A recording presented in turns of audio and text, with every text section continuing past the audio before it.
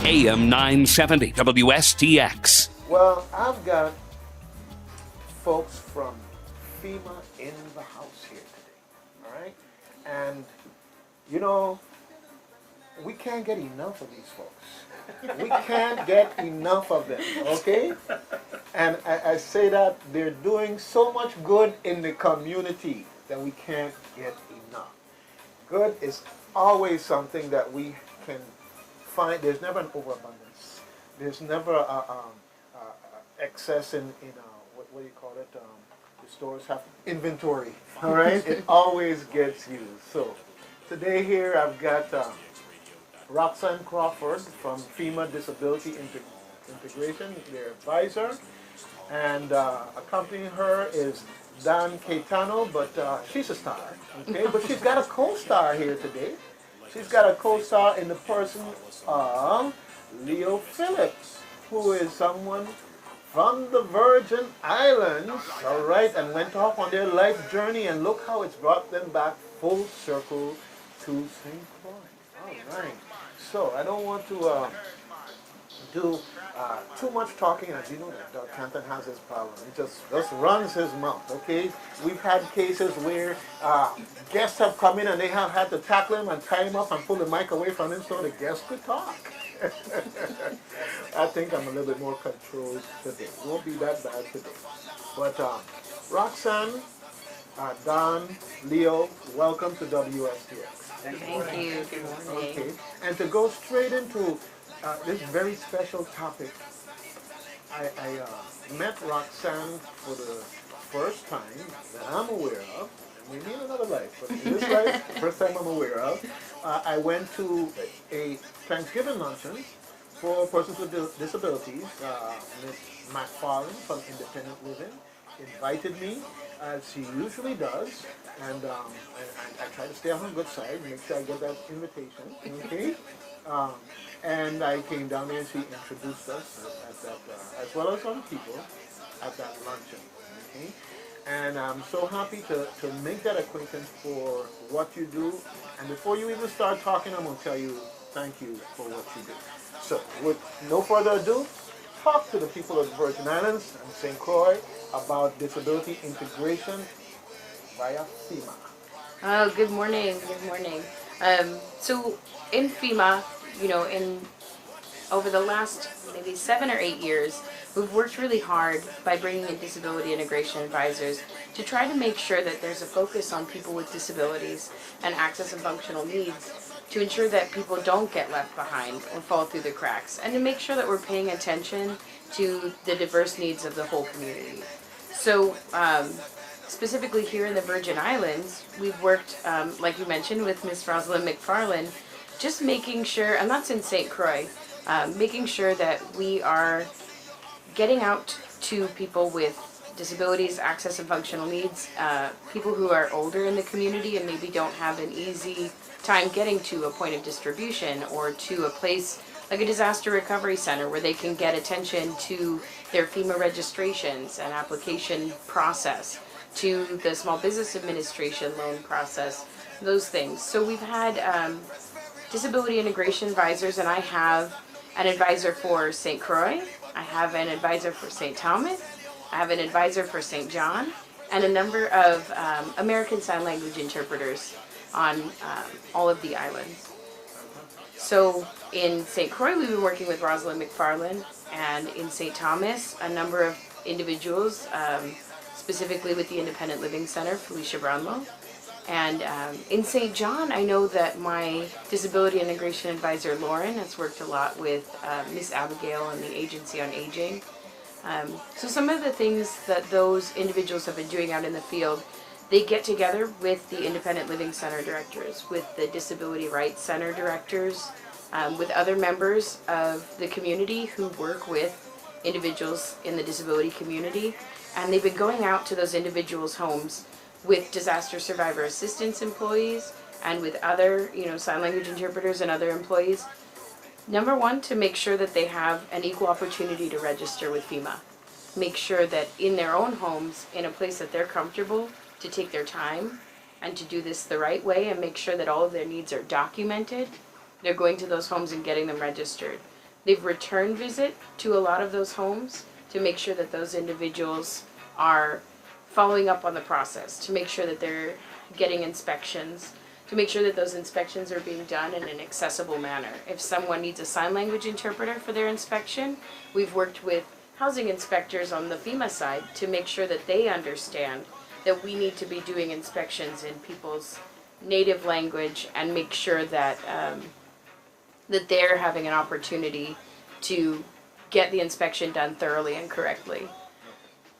Well, I'm going to say that this is great, and I'm glad to finally have FEMA in here talking on this subject, because after the hurricane, it's you come outside, everything is torn up, you can't drive anywhere because it's dangerous.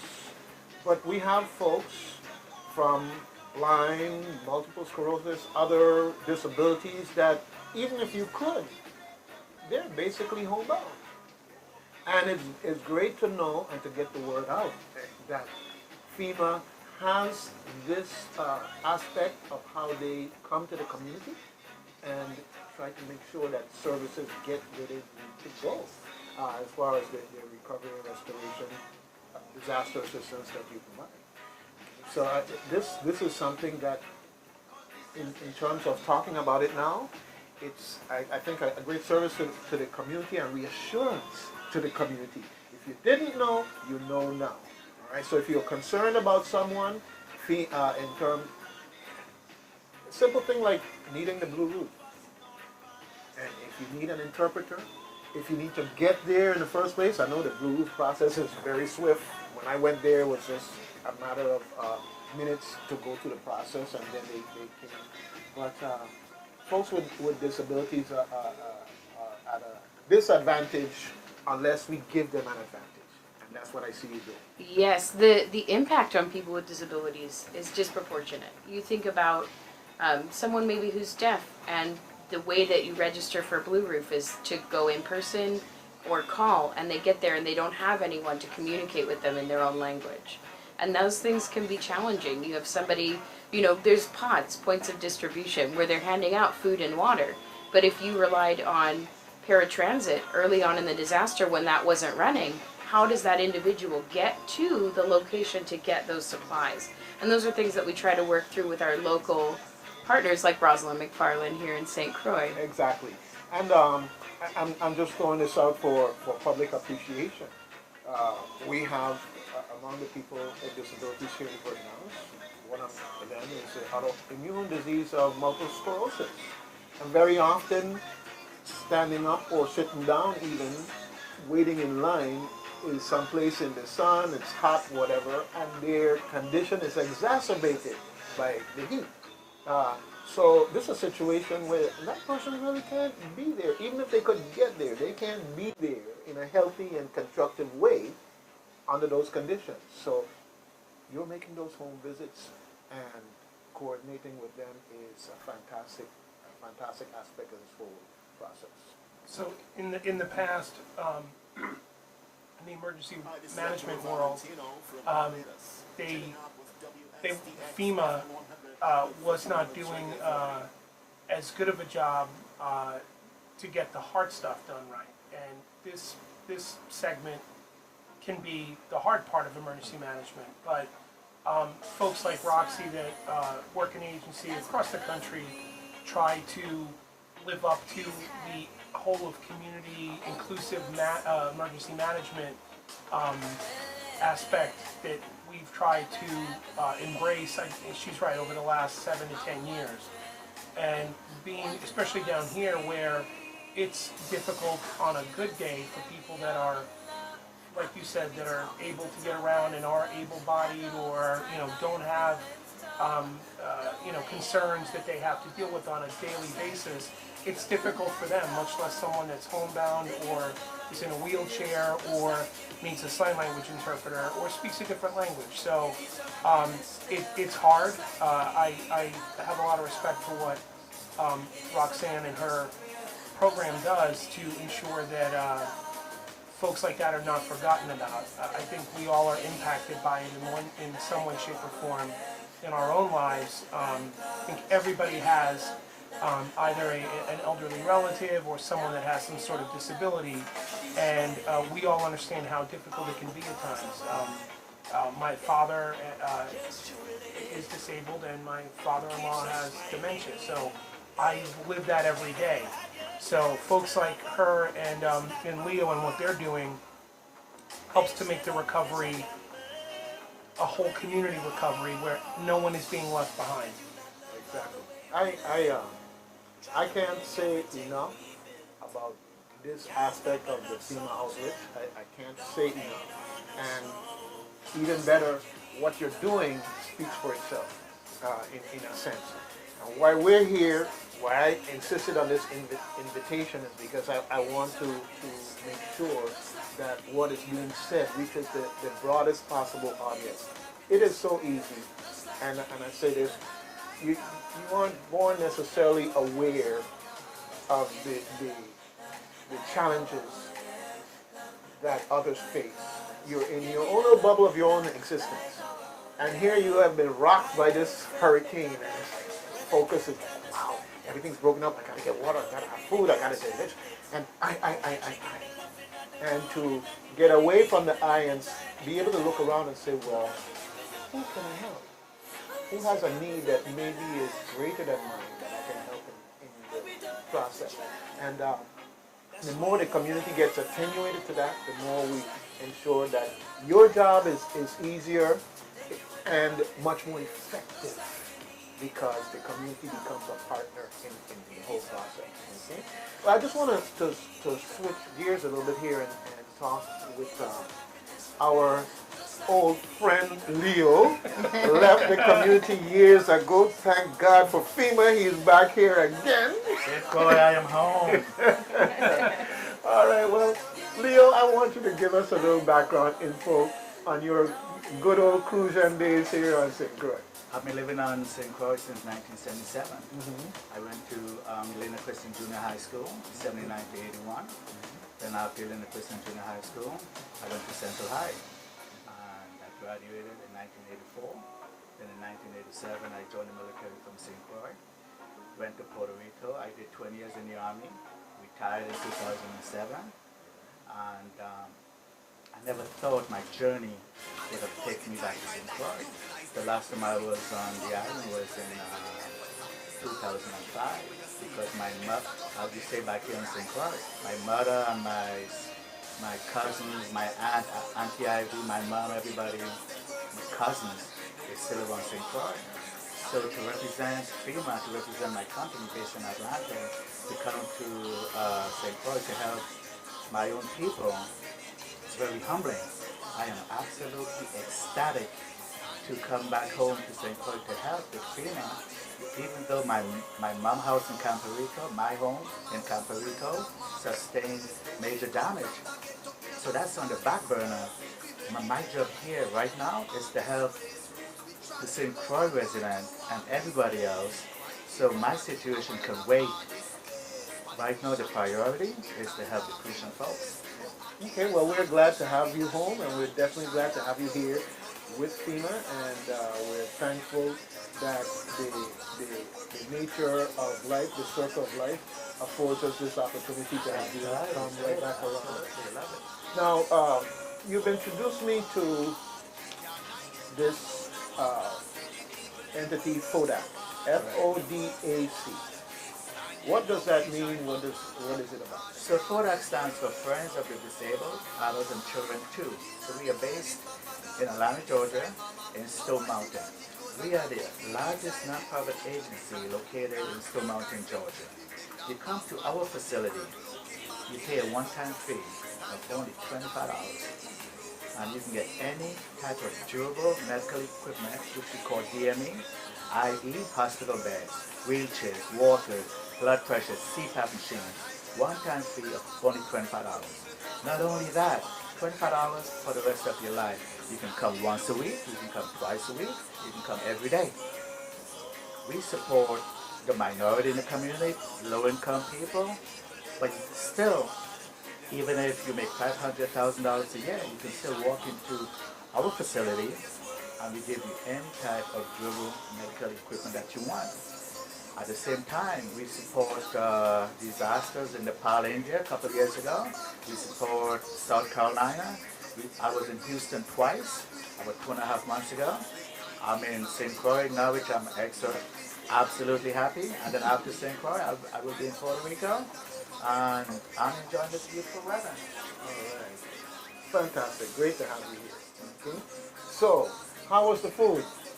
Oh man, the food's so good. The food's so good. Okay. I'm asking you, not him, because he knows about the food. I've been having a food journey. It's been an adventure in, going to all these different places. Of course, we've spent our fair share of time at the Chicken Shack, but we love going to different places and trying new things and trying to be brave and adventurous with things I've never tried before.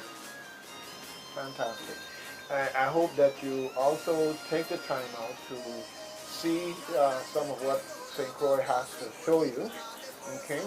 Did you get a chance to go to the Starving Artists? I did. I went over to Starving Artists and tried to support local vendors and brought my handful of cash and going home with some great gifts for my children and husband, my family back in California where I live. We go at the, near the cruise ship in Frederiksted. We go there every Sunday and visit the vendors there. Have you had a chance to go by the museum in Frederiksted? Which? The Caribbean Museum Center for the Arts. Put it on your list of things to do. Okay? On my list. I'll put it on my list. Yeah, Caribbean Museum Center for the Arts. Okay? And you too, Leo. You've been here for a while. Of course, let me see. You remember Babaru? I do. Downtown Christian Stead. Babaru became a store, like office supply store. But in Christian Stead, if you get you know where the market is. Right across the street, there's a place that used to be. It went from that store, then the Top Hat restaurant was above it. Okay, all right. Well, you know what I'm talking. Right downstairs. Okay. And so when you walk by there are these real nice big windows. And as an art gallery, you can visit the art gallery 24 hours a day because the windows give you a way to see what's in there. But if you haven't had a chance to just browse through there and walk through there, when you're downtown, take a break for lunch. If by chance you're down at the old post office and they're working there, so hey, I got a lunch break to take, and you take a walk up the road and check it out. Okay, but definitely if you can take a look at the museum in Frederiksted, and this Sunday the 10th they're having a seniors appreciation from 2 to 5 in the afternoon. It's an opportunity to check it out. Okay, but I do know that there's an ounce of sadness in all of this, because I hear that at some point in time, unfortunately, you're going to be leaving. That is true. I personally will be departing on December 21st to go home to California. I've been deployed since August, and I've not taken a rotation or gone home. I have 2 kids at home and a husband who I miss very much, and I would like to see them again. They both changed ages while I was gone. One is now 14 and one is 6. Well, I was just going to petition FEMA to let you stay here through the Crucian Festival, okay? But maybe if they have transports coming down this way, they could bring your family down to enjoy that. And my family would love it here, but we're still thankful that we were able to have you here for the time that you've been here. Thank you. And to work with disability integration. Now, somebody taking up the slack when you leave? Or Absolutely. I already have the person who's going to be relieving me here on island, and we've been working together. And having him here has been such a benefit because it's allowed me the opportunity to spend a little bit more time out in the community and not so much time pent up in the office. Leo here, one of the things we've helped with is that there is a real shortage of places to get durable medical equipment on the islands, and so that's how FODAC comes into the picture here. So Leo was working hard on this disaster before he ever came to St. Croix. He's been in that warehouse in Atlanta, making sure that individuals who maybe would not have access to replace broken or damaged or lost durable medical equipment, things that, you know, got wet and destroyed in the storm, things that got broken. We have assisted the IA, Immediate Needs Task Force Group, FEMA Individual Assistance, IA, and they have taken note when we go out in the field, when disaster survivor assistance goes out in the field, and they're documenting what people's needs are. It came to our attention there was a significant number of individuals who needed durable medical equipment and who weren't going to be able to replace that equipment here on the island. And so we reached back to our friends at FODAC and said, is there a way that you'd be able to provide these things and waive that $25 fee, but just do it as a donation? And that organization, I mean, they have come through and they have done their best to not just send equipment, but to send specific equipment for individuals, taking into account what they lost, you know, what their height and weight is, making sure that the equipment is right for them, and then sending on their own dollar someone like Philip to come out here and to distribute that equipment to each individual and make sure that it fits and is compatible to them. If it turns out it wasn't right, they even sent extras and spares that they could switch things out with. And that's what Philip's doing here. But before he came here, he packed up in a warehouse 35 pallets of durable medical equipment, then trucked it over to a place to be flown here. And then he came here and he helped me unpack all of those pallets and make sure that everything was lined up for the quickest distribution possible. And he's been out in the community across St. Croix, going to people's homes and making sure that these things fit and are correct. The number of people that we have needing durable medical equipment between the three islands is over 200. You know, they said 228, but we still find more people every day who have lost or have a need for something. You know, and so far, they've shipped over 350 pieces of medical equipment, and the dollar amount on that is astronomical. And, you know, so... Well, I have to say that Leo needs to be thankful that he has you on his team. And I say that because he was holding on us. I mean, he told us all about the $25 registration. The fact of the matter is, if you've gone above and beyond to waive that, you know, everything, no matter how small, is significant. When you, or great, it's just, to me, an expression of the company's commitment to what they do, and recognizing the situation here on St. Croix in the Virgin Islands, and willing to go above and beyond to be of service. Absolutely correct. My CEO has mandated that when he found out that I was from St. Croix, he mandated that we are supporting St. Croix, St. John, St. Thomas, and also Puerto Rico. But being this is my island right here, I packed like 2 or 3 extra pallets with extra equipment because I know that I'm coming to my hometown. And the people on St. Croix, I said I'm going to give them extra equipment. So I packed several boxes because I was in charge I was responsible for all these pallets. FEMA, so I made sure. FEMA expect a complaint. St. Thomas will say equal treatment, St. John will say equal. They sent extra to all 3 islands, but I'll tell you what.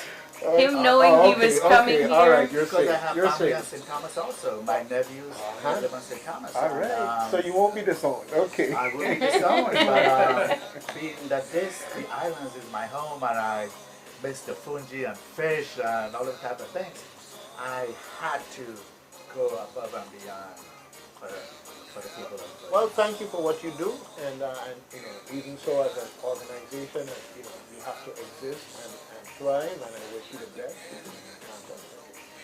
All right. Well, it's been a week of being in the right place at the right time. I was at the luncheon. I was in the right place at the right time. I was going to St. Thomas yesterday. Went to the airport. Had to go down to the seaplane.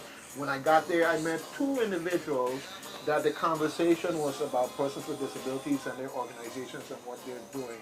And chances are I wouldn't have seen them but for whatever divine intervention that sent me to the seaplane to go to St. Cloud. And here we are today. So I'm thankful. Thanksgiving is 366 days a year. I'm thankful. Okay, so I really appreciate your being here to talk about these things. We'll take a little break and we'll be back.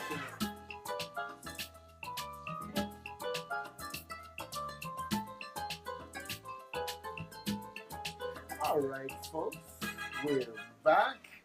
WSTX AM 970 Reflections, and I'm having such a great time.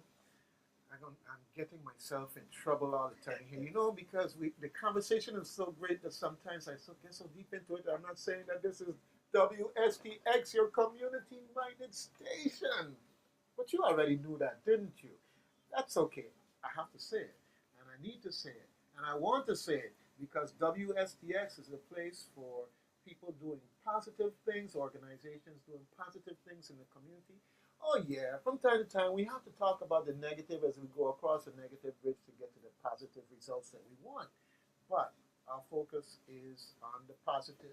If you have friends and family that are away that want to hear what's going on here, they can always go on the internet to WSTXradio.com and listen live. And of course, if they have a smartphone, they can put the TuneIn app on there and listen to their favorite WSTX anytime, on the road, anywhere. Okay? Great. What we have here in the studio, we have Roxann Crawford, FEMA Disability Integration Advisor. And with her is Leo Phillip, a Crucian who come back home. All right? And hey, Maria did a lot of things, but I really want you to come back home, but I didn't want Maria to be the cause. But keep coming. Good to see folks come back home all the time. And joining us here, we've also got Charlita Schuster. Yes, Charlita. Good morning. I held on. Oh. Yeah, we were talking about that old time soul song. Hold on, I'm coming. Yes. That was a text. The traffic was tight today. Very All tight. right. Okay. So welcome. How's your day going so far? Well, so far, you have to plan very carefully now, when you're driving in St. Croix, because if you're supposed to be someplace for 8:30, you need to leave an hour earlier than the time that you usually, because you don't know where the detour is going to take you. So, because they're working on the roads and everything and trying to get the island back together. So you're going to be detoured around places you don't even know. You're like, what road is this? I haven't seen this one. Yeah. And then sometimes you can't even identify really where you are because the trees are being cut and things are being moved on, and you're like, I never saw this part before. Oh yeah. So we are seeing. I'm seeing St. Croix differently now. It's a whole different picture for me now. Yeah. Well, In I've a lot been of within different ways. blocks of getting to some place I need to go.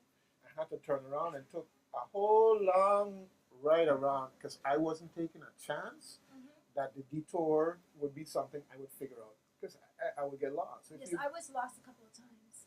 If you, I've been lost a lot. yeah, but going to Catherine's Rest, for instance, when they cut off that road down there by where the cross, and you can't get down there to make the left to go further back all the way down to Halfpenny, you basically have to come back up the road, turn and go through neighborhoods, some of which I've never been through for how long? I don't know where I am. Yeah, because it's not our daily life going there, going to work, shopping or picking up our children or anything like this. We just don't use it. Yeah, I would eventually figure it out, but the amount of time that I would lose, I just took the long way. A couple of times I had to ask directions. I had to pull up and say, excuse me, how do I get out of here? So I made it through from here. All right. Well, as you know, we have Roxann Crawford and Crucian come back home, Leo Phillip here with us Yes. here, and both by way of FEMA, which we're happy to have them here. We just like to eliminate hurricanes as being the vehicle and things that we could just do that. And earlier in the off off-air time, you were talking about your family member and their challenges as a senior in the aging process and mobility issues and Yes, so forth definitely. and so on. And at the beginning, if you heard when Roxann first came on, one of the things that they have been doing as part of their process is doing the outreach into the community, which we need. Uh, and I say that one of my very good friends, Gerard, you out there listening? I hope so. I know you're having problems hearing us because we have antenna issues, but you know, up and down the place, and just an ordinary person, and then one day something happened, and his sight was gone, and it just transformed his life. Now he's one of those people that if there isn't somebody to assist him to get to the pod or to get to the center to talk to the folks or FEMA, um, there's no way he's really going to get there, other than someone volunteering. But to know that the FEMA process says we'll come to you, right? We'll come to you. This is why um, if I had the president of the United States trying to get onto my show this morning, I have to tell him, I'm sorry, but you're bumped by Roxann Crawford, okay? Because what she is doing is so important and relevant at this point in time. And yeah, it's humorous, but it's real. It's real. Um, After the hurricane, we had some type of a roundtable group discussions going on here as we followed the whole recovery and restoration, what's going on with FEMA, what's going on with the different agencies, and so forth and so on. So we got a chance to see some of the challenges, like for instance, within Department of Health in the hospital, we had those people who had issues like needed cancer treatment. We had folks who needed dialysis, and these are services that we had to bring to them in the context that, if necessary, we had to evacuate them in that sense. But those issues, just like we're talking about persons with disabilities, it's not about evacuation; it's about taking it to them. Right? So, I know you've had plenty of interesting experiences in the time that you've been here at St. Croix with our seniors. Have you been adopted by any of the folks you've helped? A number of my staff members have been adopted. I know. Right. I know. I mentioned her before. Lauren in St. John talks about how many aunties she has now in St. John, and how many proposals she's also received. She's a beautiful young lady. But you know, for sure, I have Rodney in St. Thomas, and I have Candace, who's right now in St. Thomas, but who has been in St. Croix. I have Nike, who's in St. Croix. And those individuals out of the community have been adopted over and over again. They're Just by spending that time with the individuals, by listening to them, by taking the time to allow them to tell their stories and to express, you know, between sadness and gratitude, this whole experience of being impacted by these hurricanes, and to clearly identify what their needs are. It's been an emotional experience for that team out in the field, and for me as well in the office, hearing the stories from them about the individuals who've been impacted. We evacuated the island during Hurricane Maria, my staff and I, and during that time in Atlanta, we would go out to Dobbins Air Force Base 17-hour long days. We would get out there and we would be out there until 2 or 3 in the morning, and we would sit down and talk with every person who was medically evacuated from St. Croix, coming to Atlanta for dialysis or for whatever treatments and things they weren't able to receive here. We would document where they were going to that night, and you know, just talk to them about whether they wanted to register with FEMA or not. All of them said yes. And then we had a disaster survivor assistance teams and the disability integration advisor teams, and we would go that next day, starting early in the morning, and sit with them in Atlanta at hospitals at hotels, at different locations that they had been evacuated to, and make sure that they had the opportunity to register with FEMA, the same as people who were staying on island did. And through that, we also were able to identify a number of, again, durable medical equipment needs, which FODAC was able to fill for those individuals in Atlanta, among other needs, transportation and things like that. And so we were offered the opportunity to partner with the wonderful people at HHS who were doing those evacuations and who were responsible for ensuring that those people had somewhere to go and were receiving the medical treatment that they needed. But we were able to partner with them because of the wonderful cooperation they gave us to make sure that those individuals got to register with FEMA and understood that process as well. I'm listening to you, and what came to my mind is, and you've heard it, the gift that never stops giving.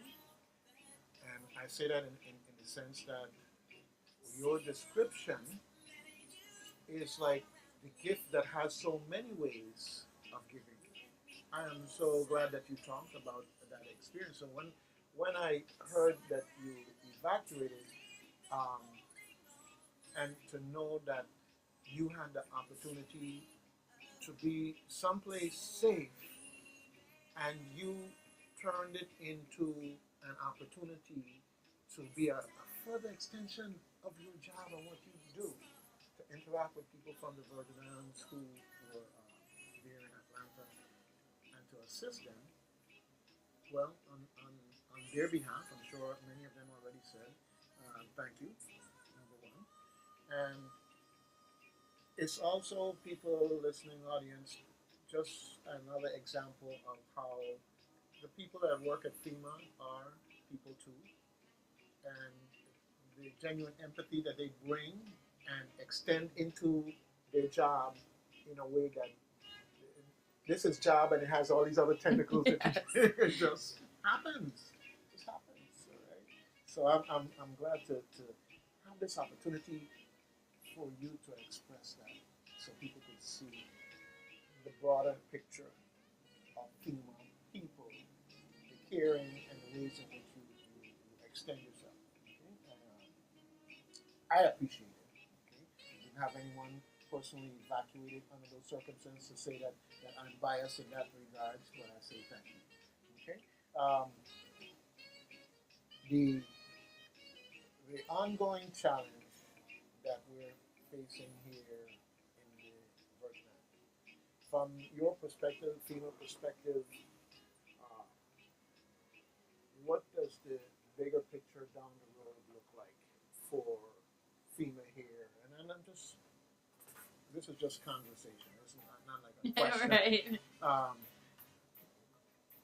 Because the effects of Maria are, we'd like to say in 3 months we'll be better and we'll be healed, but we know that's not going to be the case.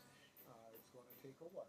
So in that scenario, tell me about you, what you do, FEMA, and who is here after you. Well, in relation to disability integration and the process that we work in, it's almost as if when certain areas maybe see, like there's tons of linemen out there and they're putting up power poles, and eventually all those power poles will be up and then those linemen will be done with their job, right? In disability integration, the job just keeps on going. It keeps on going. And so some of the things that we try to do are to empower the community and the people who live here all the time to take more power, to take more control, and to build their capacity to be able to respond and recover from the next event. We like to say if there's another event, but we know there will be. It's when there's another event.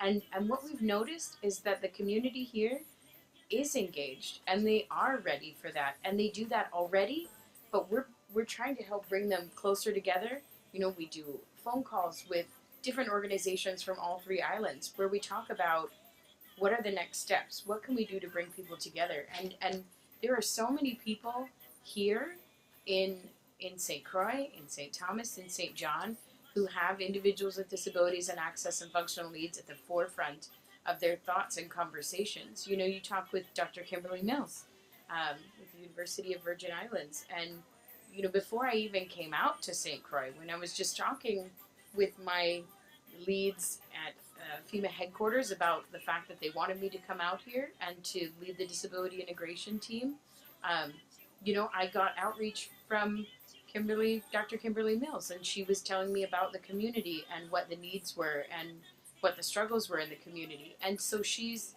you know, not just responding, but talking about things that they had done before, pre-planning for the next event. So in my mind, our biggest responsibility is making sure that we've taken the events of these disasters, we've learned lessons from the things that went well, from the things that did not go well, and that we put those in play with FEMA and with independent living centers, disability rights centers, University of Virgin Islands, Agency on Aging, all the different groups that we work with, so that they can come together and be prepared to respond to the next one, to assist people in making sure that they have access to food and water and those things ahead of time. I want to ask a question about this. FEMA, after everything is being laid out, is FEMA going to, are you going to be a part of making a complete change for disability access to different like ramps and different things like that? I mean, because there's a lack of ramps for wheelchairs. I mean, like you can have a wheelchair and come out and come out. I mean, I know because I've been through it with my own parents. Yeah. My mother was extremely in a wheelchair. Okay, she couldn't walk anymore at all. Okay, so I had to take mom from the car to, you know, in Sunny Isles, and then I had to push the wheelchair up a certain way and get some help maybe from somebody that's out there to help me get it on the sidewalk. You know, so this happened, you know, and I tell you that we do have a lot of ramps around here, and we also have businesses, and I have to say, we also have businesses that you can come up to the door, but you can't come in because there's no ramp. I know there's no ramp. Yeah, there is. FEMA going to look at the picture? Yeah. So, yeah, what I can say is there have been a lot of really challenging adventures in physical accessibility here on the islands. To open our disaster recovery centers, we wanted those facilities to be accessible to anyone. But it was really challenging to come up with what we call reasonable accommodations. So how can we mitigate a gravel parking lot to ensure that someone in a wheelchair or someone who shuffles their feet or uses a walker or uses a cane or any form of mobility disability could get into that center? I'm telling you, we bought up every single mat in all of the U.S. Virgin Islands and Atlanta and had them shipped here from Atlanta. And we literally built parking spaces and walkways out of matting. And it's not ideal. It's not ideal at all. But what it did was create an accessible way for individuals to get into those centers who needed an accessible way to get into those centers. I know that the Territory ADA Coordinator, Jamila Russell, has been working so long and hard on physical accessibility concerns, and I know that that's a continuing concern and a mission for her. I can say that as a Disability Integration Advisor, we have talked with the public assistance individuals in FEMA, and we've done some encouraging and some working with not only those individuals but the territory as well to look at the project worksheets and rebuilds that they're putting together to make those facilities get rebuilt in an accessible manner. I can say that it comes on all of us, both from the community and not, to raise concerns about facilities that need to be built up in a more accessible manner, and to let business owners and others know that it's something that you would like to gain access to that facility, and what might they be able to do to make that facility more accessible. I know that, like I said, Jamila's working so hard and tirelessly on trying to get things more physically accessible. I know that when I opened my studio, my dance that was one of the first things I spoke to the landlord. I said, I need a ramp. I need a ramp because I work with children with disabilities as well. I need a ramp. I need the stores to be open. I need to get to come in. I need, I need railings on the side. These are the things that I insisted on getting with renting in the place. You know what I'm saying? Good. I love hearing that. The fact that even in grant writing for nonprofit organizations, when you're dealing with children, there's certain stipulations they want to know, can the child come in and out? Absolutely. And it's about the full process. It's parking, the entrance, you know, you said you wanted a ramp and the doors that open, but can they use a restroom or a facility inside? Is everything that's accessible to everyone equally accessible to all individuals? Is there a place for people to sit and watch? And is that place somewhere where maybe a parent who has a physical disability or mobility disability, is there somewhere for that parent to not sit separately, but to sit equal with everyone else as a part of that group? And those are some of the things we think about in FEMA. Can you park? Can you get into the building? Can you participate in all of the activities being offered at the building? And if there's an emergency, can you get out of the building? Because so often you can make the front accessible and then the emergency exit is a bunch of stairs down the back. Well, you know, again, if you don't have mobility concerns, sometimes it never ever crosses your mind. Like the person who said, well, I just need a nice little gravel driveway, walkway, not realizing that that could in the end become an issue for mobility issues for them or a family member or whatever the case may be. All right, so I'm happy that you talked about that challenge and how you rose to it, because sometimes you have to improvise. And I say in the context of getting down to work, you got to improvise. You got to do something, and this is how we do it, and boom, you got that taken care of. Leo, I know you probably going around with glasses on and a cap on and everything else, so you can be undercover, but people can recognize you. Absolutely, You can't hide, right? You know, it's amazing that I never thought the day would come that I would be in a position like this. I always said to myself, little old me, went to Lynn Christian Junior High, Central High. I never thought in a million years that I would be back on this island helping my people. And I go out to the field and I go to all these homes and delivering wheelchairs and walkers and hospital beds and toilets. And these people have been waiting 2-3 months for one walker or for a wheelchair.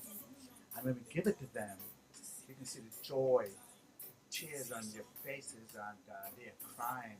And they're saying that because of FEMA and because of FODAC, we are making it happen. And if it wasn't for FEMA and FODAC, this would have been a longer journey. And you know what she mentioned a while ago, our relationship with St. Croix has just begun. Because while we are here talking, Roxy has just sent in another request of pallets and pallets of durable medical equipment. So our relationship with St. Croix has just begun. Because we saw the need on St. Croix. Durable medical equipment is huge, it's massive. Well, not only that, you're also addressing an issue of red tape. Correct, absolutely correct. Red tape. And the fact of the matter is sometimes the process forgets the goal. Yeah. The goal is to meet this need, not to say that we had traveled over 5 miles to get to, if we could turn it into a straight line on 1 mile, let's get that done in the process, because it's the person at the end of that process that should be the focus. But I am happy to be working with FEMA because I'm from here and I see the needs. I know what the needs are. So because I'm here and I see the big picture, I can go back to Atlanta and I can talk to my CEO, I can sit down with my CEO and say, look, this is the need from St. Croix. When I leave on the night, FEMA will still be here. So I'm in a position where my relationship with Roxy has just begun, and we will be in constant communication, and equipment will be flowing to Puerto Rico, St. Thomas, St. John, and St. Croix. So our relationship with St. Croix St. Thomas and St. John is long lasting. I am so happy to be part of St. Well, We are too. I am so happy I was able to go to that luncheon for persons with disabilities. And I could have met Roxann Crawford, the person who will be succeeding her when she leaves. And she has brought Leo here today so we can share this. And of course, all of this is going to be memorialized in the video that will be on YouTube for people to see.